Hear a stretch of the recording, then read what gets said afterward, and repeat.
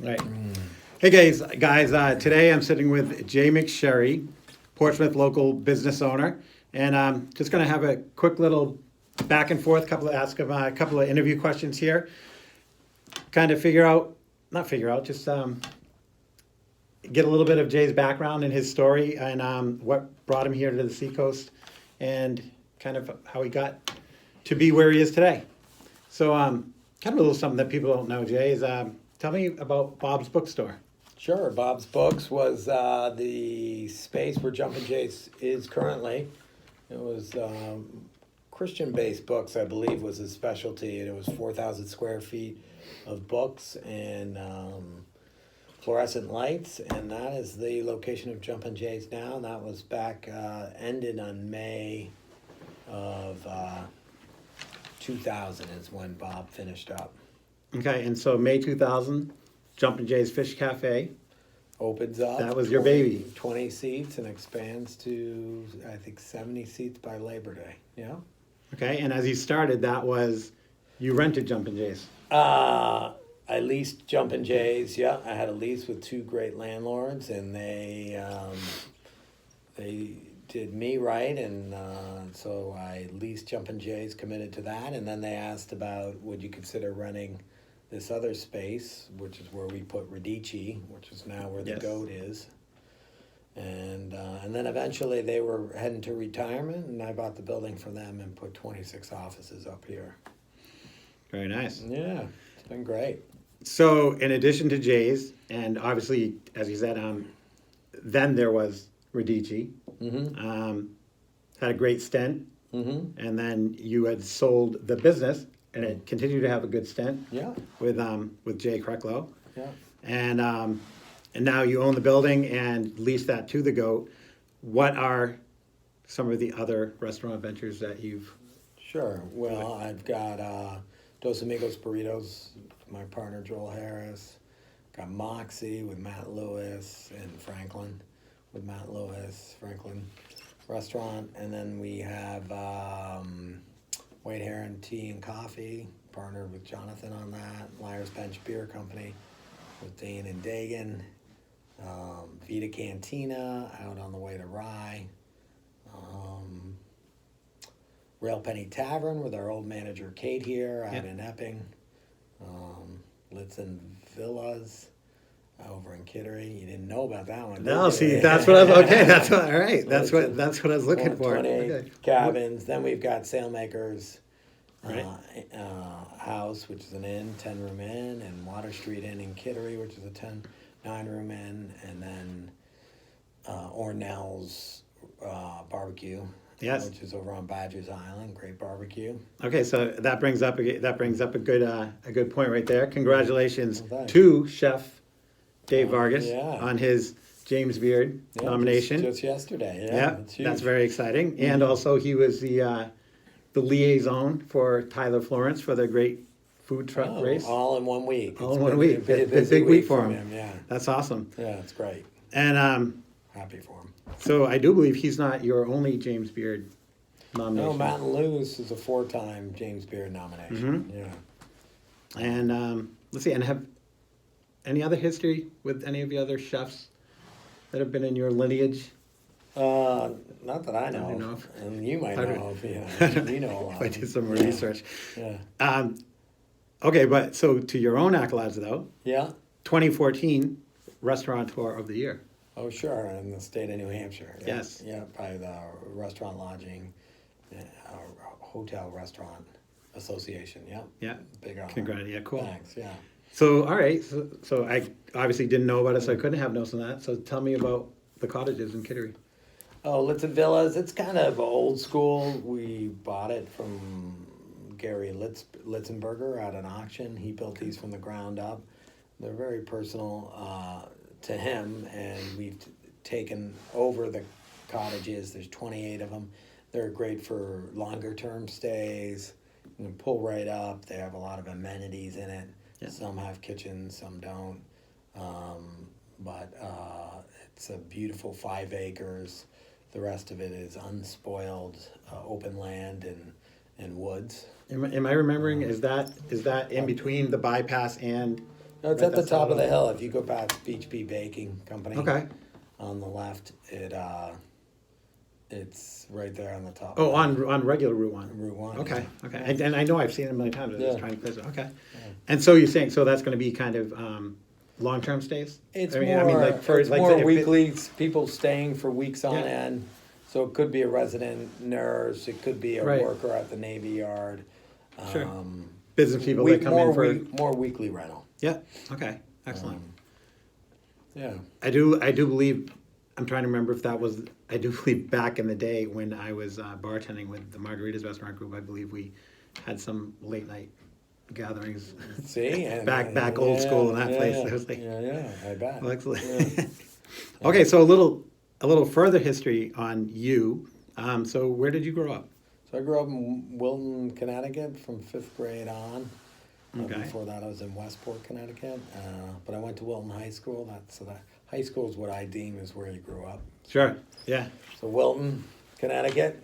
Yeah, Right. and went to University of New Hampshire. That you went Yeah. right into. That's what brought you to Yeah. the Seacoast. It's brought me to the Seacoast. But What sold you on the Seacoast? well, I left and came back. I left for about almost 10 years and then came back to open up Jumpin' Jays. Specifically came to open the restaurant. Okay.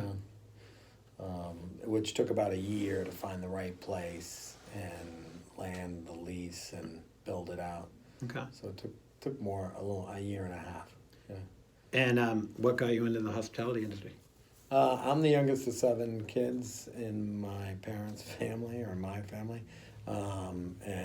So they just naturally, they were going to college and my sisters and brothers would always they'd need somebody at the restaurant to bus tables or wash dishes. Oh, so your parents owned a No, restaurant? my sister did own a restaurant when I was in high school, but it more stemmed from, hey, we need a bus or anybody know who could bus Oh, okay. tables. Yeah. And then, my sister They'd always raised her tap your brother hand. on Yeah, the and say, shoulder. let me give my little brother a call. I'm sure we can Okay. get him in to help out.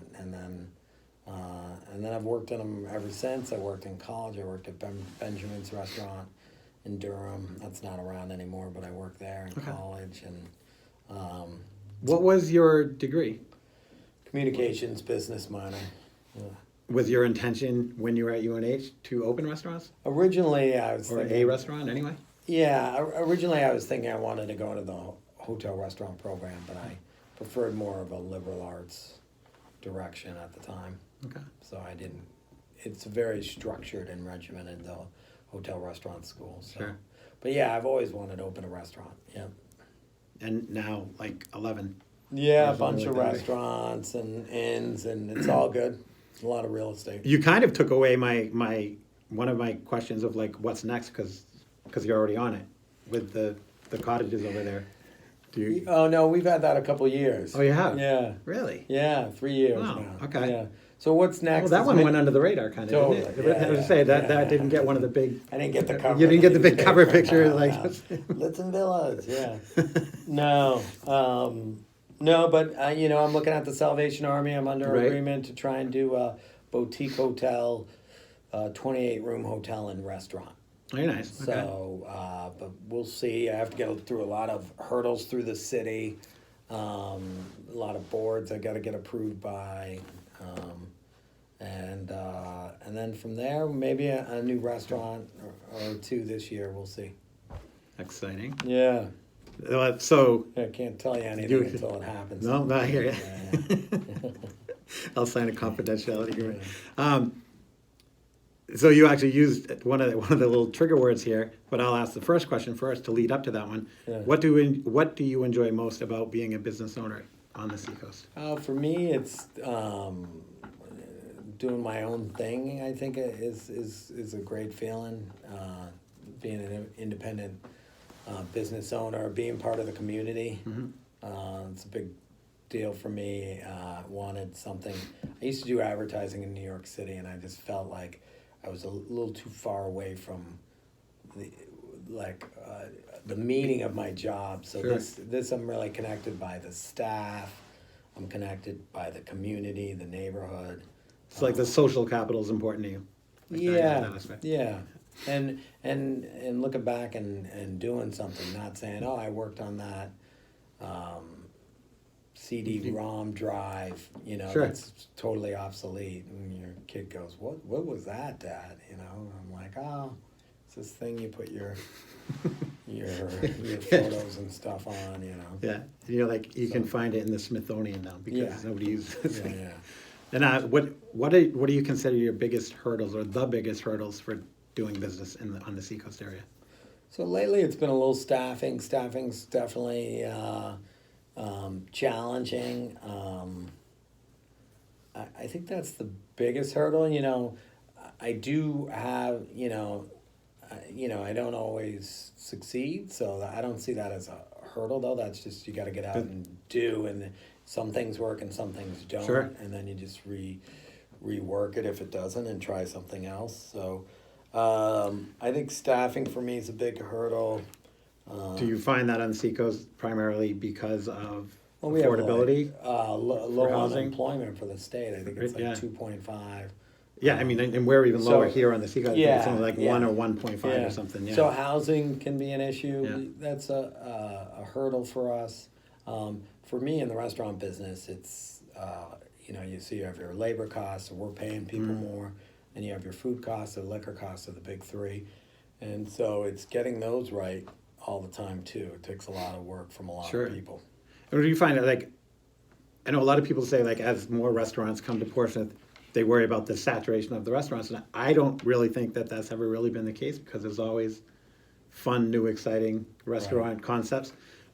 But so do you feel that the competition might even not be so much as getting customers in your seats as much as finding the quality, talented staff is probably the tougher. Yeah, I think it's a combination of both lately. Yeah. I think, the population might catch up, but there's ebb and flows when people get older, they have kids, they don't go out as much. So there's a constant ebb and flow to the city and business. I think some maybe restaurants are doing better than others in town, but I don't know. I think it's just you work at it every day. Yeah, absolutely. Yeah. All right. The last one is, All who right. was your mentor or your greatest influence? Yeah. So I've been asked that question, Leo, before. Oh, you had it teed up. No. I don't really. Honestly, I don't have a mentor, which is a bummer because that would be. I'd definitely prefer. I just blazed a different trail, and I didn't have somebody. I did have a friend that owned a bar like Jay Gardner, who you could talk, but he doesn't own restaurants, so that wasn't as helpful. Always great to talk to somebody. Lewis Hamill I can talk to, kick around restaurant stuff, but I really haven't had a mentor for my career. I would have certainly loved to have one. I think it's very helpful for anybody. Yeah. Just kind of get out there and do it, and then work at it every day, Leo, just like you do. Get to it. Yeah. Well, awesome. Jay, thank you All very right. much for Yeah, no taking problem. the time. All right. I appreciate it. Yeah, good to see you. And good luck with your next venture. I'll be watching. Yeah, I'll let you know. All right, buddy. Thanks.